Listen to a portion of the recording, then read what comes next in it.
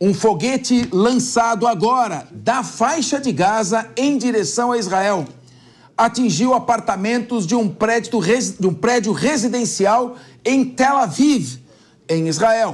De acordo com Magen David Adom, o serviço de emergência israelense, 3 pessoas ficaram feridas. Muito bem. A Organização Mundial de Saúde estima que ao menos 1.000 pessoas devem estar soterradas nos escombros. O Hamas assumiu a autoria dos ataques. Em comunicado, as brigadas Al-Qassam disseram que, abre aspas, renovaram os bombardeamentos de Tel Aviv em resposta aos massacres sionistas contra civis, fecha aspas. O portal Al Jazeera publicou que o governo israelense afirmou que pelo menos outros 8 foguetes lançados em direção a Tel Aviv foram interceptados. Eu vou direto aqui com o comandante Robson Farinazzo, porque nós estamos falando de Tel Aviv, que não é uma cidade tão próxima assim da faixa de Gaza, como as outras cidades que foram atingidas. É uma cidade que fica na região central ali de Israel, presumivelmente mais a salvo dos foguetes do Hezbollah e dos foguetes que vão do sul do Líbano em direção ao norte de Israel e dos foguetes de Gaza do Hamas, que vão para a região sul do país Israel. Eu pergunto para você, começa a ficar preocupante? Cadê o domo de ferro para interceptar esses foguetes? São foguetes de uma melhor pontaria, maior tecnologia, comandante Robson Farinazzo? Boa tarde, Capês, boa tarde, companheiros de bancada, boa tarde, ouvintes da PAN. Bom, o que acontece é o seguinte, né? O Hamas, ele já provou que ele tem a capacidade de atingir uma boa parte de Israel. Quanto ao sistema Iron Dome, eu penso que o que pode ter acontecido é o seguinte: nesses anos todos, né, desde a implantação do Iron Dome, o Hamas, o Hezbollah e as outras milícias que operam em torno de Israel, eles foram testando o sistema. Eles sabem das falhas e todo o sistema militar, todo isso aí não tem, essa regra não admite exceção. Todo o sistema ele tem seus pontos fracos, né? Eles já devem ter mapeado isso aí e volta e meia eles conseguem atingir essa brecha, o que pode ter acontecido hoje. Uma outra coisa que a gente tem que olhar também é o seguinte: um sistema que nem o Iron Dome ou qualquer outro sistema militar é como o sistema elétrico da sua casa. Ele é desenhado para trabalhar numa determinada condição. Se essa condição, se você ultrapassar os limites, você vai ter problemas, né? Eu acho que o Iron Dome talvez já esteja no limite dele. Mas, Robson, nós estamos falando de 70 quilômetros, mais ou menos. São 70 quilômetros de Tel Aviv à faixa de Gaza, mais a posição em que vai ser lançado o foguete, provavelmente 90, 100 quilômetros. Então, é uma distância razoavelmente grande para um foguete atingir com uma certa precisão esse alvo. Isso realmente passa a ser preocupante. A gente entrevistou aqui pessoas de Tel Aviv, na região mais central. Eles estavam, claro, preocupados com as sirenes que soavam, mas a preocupação maior era com possíveis atentados terroristas, de terroristas que se infiltraram. Podemos dizer que esse é o momento mais grave vivido por Israel desde a fundação do seu Estado? Eu não tenho dúvida disso. Eu acho que desde o Yom Kippur, desde a guerra de Yom Kippur em 73, que Israel não vivia um momento complicado. Porque o que acontece é o seguinte: essas milícias, elas aperfeiçoaram os métodos de operação delas. Por exemplo, o Hamas dos anos 90 e no início desse milênio aqui, eles usavam os ataques suicidas. Hoje eles já podem aposentar esses ataques. A gente não sabe, né, se eles não vão usar ataques suicidas em Gaza. Mas eles já podem deixar essa tática em segundo plano, porque eles têm drones e mísseis muito eficientes. Você falou em 70 quilômetros, não é muita coisa para um foguete. Mísseis não, de foguetes, não é muita coisa. Mesmo sendo foguetes fabricados, praticamente caseiros fabricados por Gaza, essa é a questão, não é? Então a gente fica preocupado porque esses foguetes são fabricados dentro de Gaza, com artefatos recuperados de navios que foram afundados. É uma tecnologia bélica que eles estão desenvolvendo e que realmente preocupa. Na ONU, o ministro das Relações Exteriores do Irã, olha, outro complicador, Robson, o ministro das Relações Exteriores do Irã alertou os Estados Unidos de que o país não será poupado se a retaliação de Israel contra os militares palestinos na faixa de Gaza não terminar. O correspondente Luca Bassani traz mais detalhes. Oi, Luca, boa noite aí na Alemanha, onde você provavelmente se encontra. Tudo bem? É isso mesmo, Capês. Boa tarde aí para você, para todos que acompanham Linha de Frente. Ontem, uma declaração perante as Nações Unidas do embaixador iraniano na ONU, que realmente assusta um pouco pelo tom belicoso e por dizer exatamente que não estaria que não pouparia os Estados Unidos caso eles continuassem a dar o aval para que Israel continue com seus bombardeios na faixa de Gaza. Nós vemos que desde o começo dessa guerra muito tem se falado sobre a forte influência que o Irã tem perante o Hamas e também o próprio financiamento, não só em dinheiro, mas envio de armas, o treinamento de vários dos militantes do Hamas, dos terroristas do Hamas, é feito em partes com militares iranianos. Então a gente vê que há um compartilhamento muito grande da causa iraniana e da causa do Hamas, que ambos, desde o começo, desde a Revolução Iraniana, mais precisamente, 1979, Ayatollah Khomeini se colocou como objetivo a eliminação total de Israel. Então, o Irã, a partir daquele momento, começa a financiar vários grupos que possam, através de uma guerra por procuração, efetivar a sua causa, já que o Irã não tem fronteira com Israel. Então, a gente vê que ao longo desses anos foi um apoio maciço ao Hezbollah, também ao Hamas e, ultimamente, os Houthis, no sul do Iêmen, também uma guerra civil terrível há mais de 8 anos, que é financiada pelo Irã. Essa fala do embaixador, do diplomata iraniano, deixa claro que eles estão dispostos a um conflito um pouco mais aberto, um conflito que envolva até mesmo Israel e os Estados Unidos, caso os palestinos continuem sofrendo, segundo eles, com a invasão, com os bombardeios promovidos por Benjamin Netanyahu. Isso caiu muito mal aos ouvidos europeus e aos ouvidos americanos, que estão tentando fazer de tudo para desescalar esse conflito. Nós sabemos que ainda é um conflito concentrado na faixa de Gaza, apesar de alguns foguetes lançados pelo Hezbollah no sul do Líbano, outros da Síria. A gente vê que ainda é uma situação um pouco tímida comparado com o que acontece mesmo no sul de Israel, mas agora essas falas do Irã deixam claro que o país poderia intervir de maneira mais explícita caso essa invasão por terra se concretize nos próximos dias. É algo que todos esperam que aconteça, porque o próprio Benjamin Netanyahu e o ministro da Defesa, Yoav Gallant, disse que vai acontecer, mas não deram detalhes de como, ou de onde, ou de quando, né? Por qual dos pontos, né? Não podemos esquecer que Gaza tem 40 quilômetros de fronteira com Israel, até um pouco mais, se nós considerarmos a parte horizontal. Então vai ser uma questão muito complicada de se analisar, uma vez que essas ameaças iranianas se efetivem. Mas a gente não pode esquecer que pode também ser bravata. Afinal, em outros momentos, os ayatollahs, principalmente o Ayatollah Khamenei, que agora é aquele que é o líder supremo do Irã, já fez ameaças semelhantes a outros países, e isso nunca se concretizou nesses quase 50 anos de República Islâmica do Irã. Luca, eu queria aproveitar também para a sua análise geopolítica da situação. Desde o começo dessa guerra, pelo menos o coronel Robson Farinazo, eu e mais alguns que atuam nessa área, estão dizendo que há um risco enorme de ocorrer uma guerra regional. Nós entrevistamos, há 2 dias atrás, um israelense militar. Ele dizia o seguinte: já estamos na terceira guerra. Claro que o Irã é o zero e vezeiro em bravatear. Mas o que preocupa é a Rússia já está em guerra com os Estados Unidos. Já estão em guerra na Ucrânia. É uma guerra por procuração, mas eles estão em guerra e uma guerra declarada, não é uma guerra fria. Bem, o Hamas conseguiu acertar um foguete num prédio residencial em Tel Aviv. Ainda não há notícia do número de vítimas, inclusive pessoas sob os escombros. Dá a impressão que eles estão convidando Israel a uma incursão terrestre na faixa de Gaza. E o Irã, se não for blefe, ele não faria uma ameaça dessa aos Estados Unidos, tem poder de destruir o país, se ele não tivesse as costas quentes da Rússia e talvez até da China. Eu queria que você fizesse uma análise sobre se é mera especulação, se é uma possibilidade ou se é uma probabilidade de que esse conflito, daqui a 30 dias, se torne uma guerra regional com enorme risco de virar uma guerra mundial. Daí a tensão do linha de frente todos os dias nesse conflito.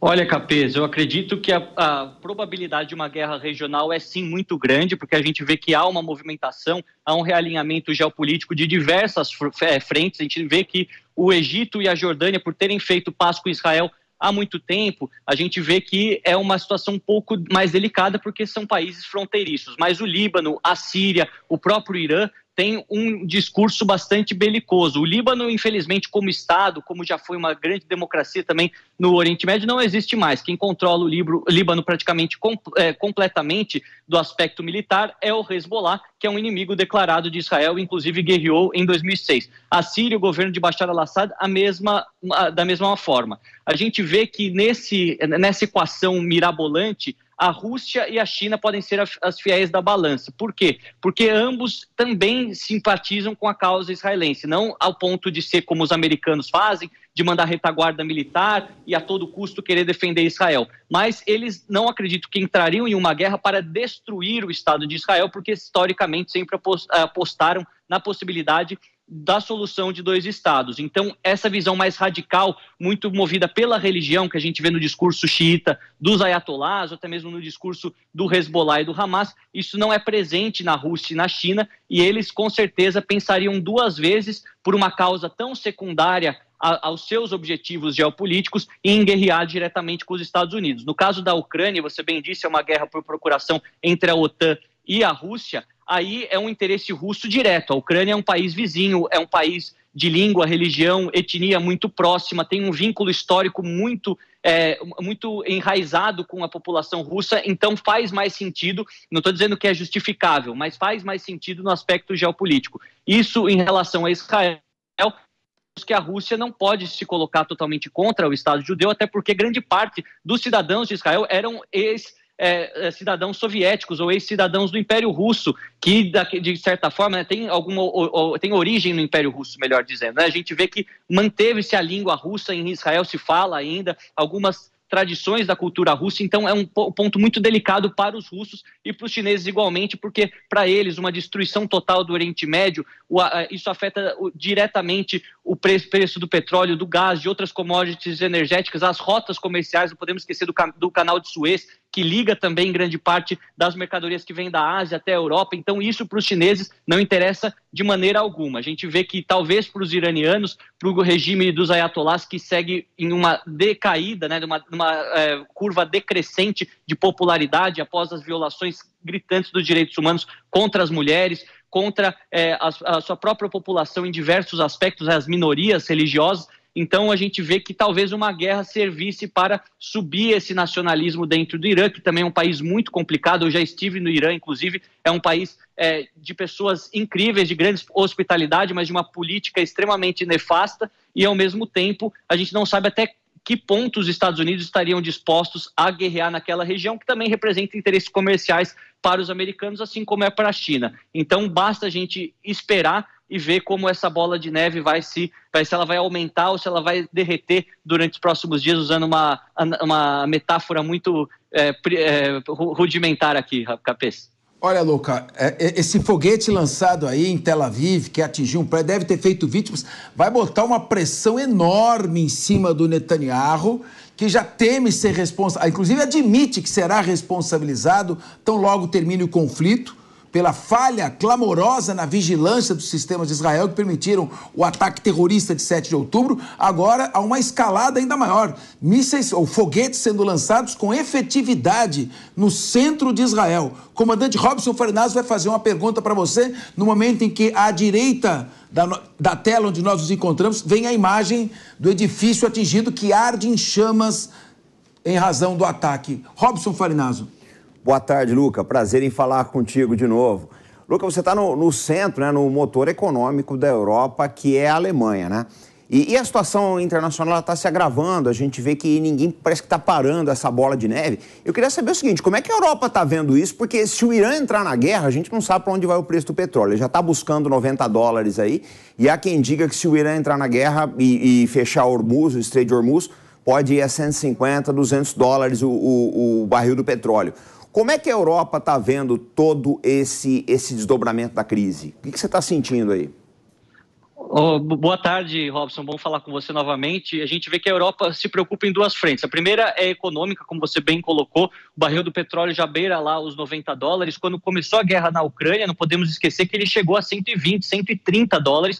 Isso foi uma catástrofe para as indústrias europeias que tanto dependem de energia. São países que não são ricos em petróleo e perderam naquele momento o seu principal exportador, né? No caso, a Rússia deixou de fornecer ou reduziu muito o fornecimento para alguns países europeus. Então, essa preocupação energética, ela é o que move grande parte da preocupação dos líderes europeus, incluindo a Alemanha, incluindo a Itália, a França, o Reino Unido e também os países menores do leste europeu, como Hungria, como Romênia, Bulgária, que também têm acordos selados com alguns países árabes para o fornecimento de gasolina, de diesel e diversas outras commodities energéticas e acabam se preocupando. Então, isso é uma preocupação muito grande na pauta econômica europeia. Ao mesmo tempo, há os problemas sociais /políticos. Caso aconteça uma guerra generalizada no Oriente Médio, nós sabemos que haverá um novo fluxo de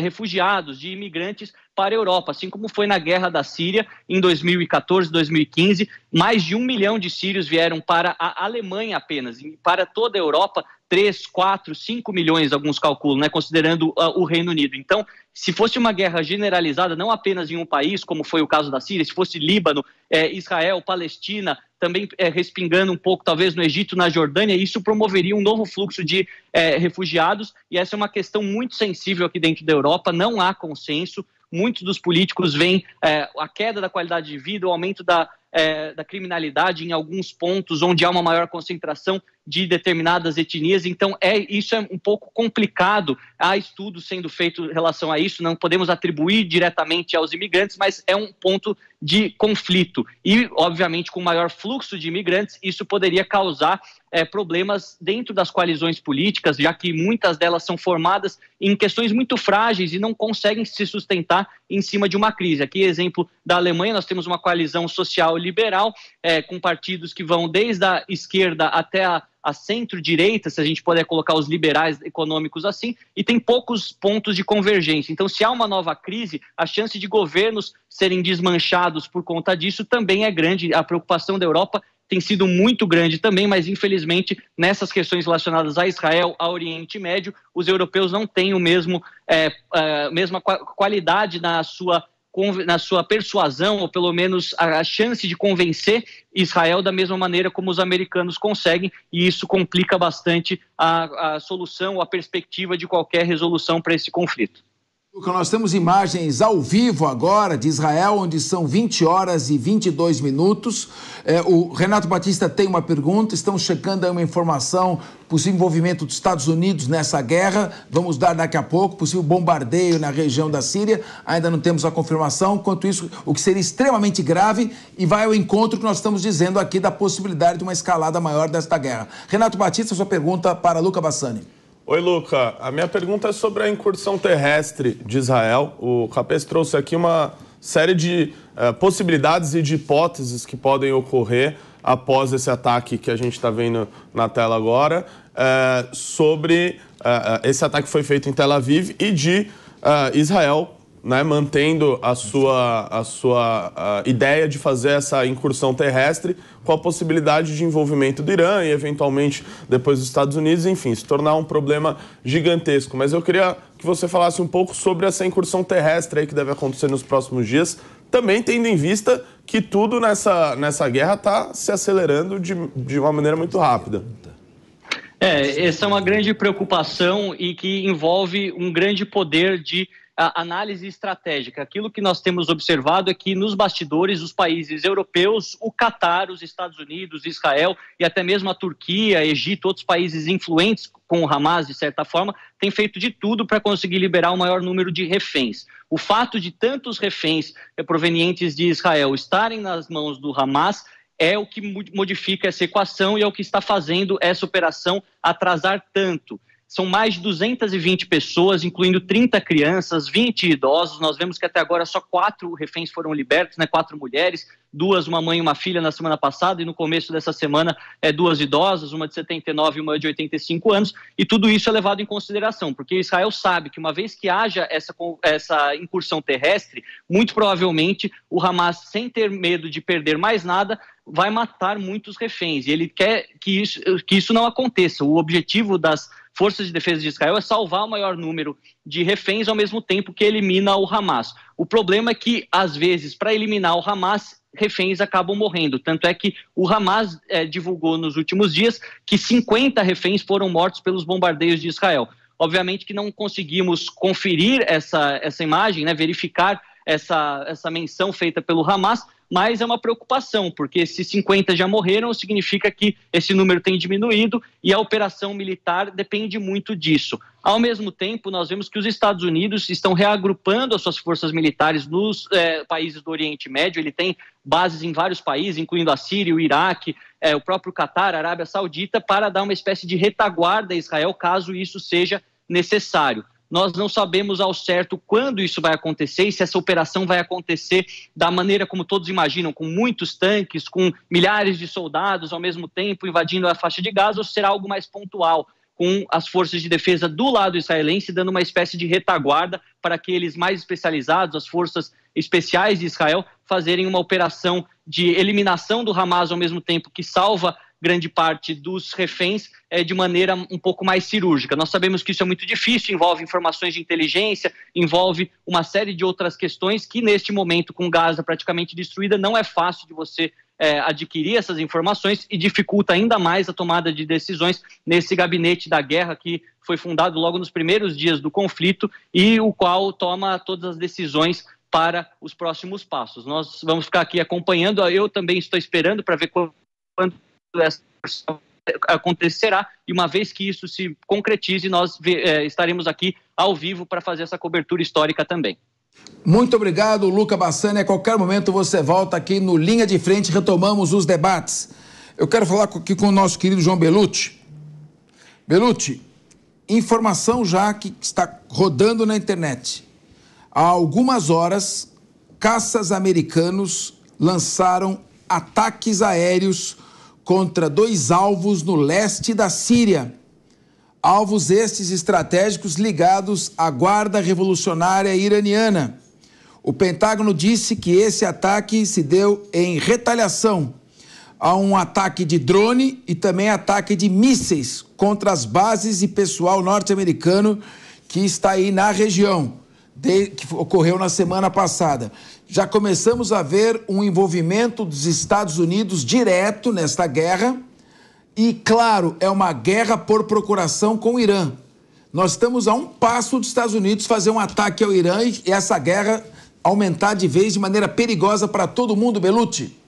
É isso aí que você bem colocou, Capês. Tanto que, numa analogia simplória, é o mesmo que acontece nas tais comunidades do Brasil, onde o crime organizado impera. Por mais que você tenha lá os líderes locais, os fuminhos, Andrés do rap da vida, os líderes são outros. E situação similar acontece com o Hamas. Esses linhas de frente, eles não são os líderes do Hamas. Tem muita gente grande por trás que financia o Hamas. E essa é a grande preocupação dos Estados Unidos e de Israel, ir atrás desses líderes, desses financiadores. O Irã deu um monte de declaração, mas não falou, estamos financiando. Está financiando, Irã?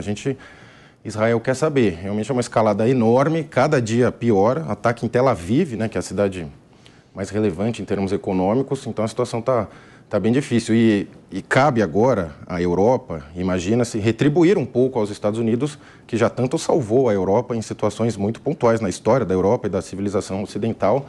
Então creio que seria importante nossa querida Europa dar uma força maior aos Estados Unidos nesse combate. Emerson Tawil. Acaba de chegar uma outra informação, a todo momento nós vamos debatendo com os fatos que vão se renovando.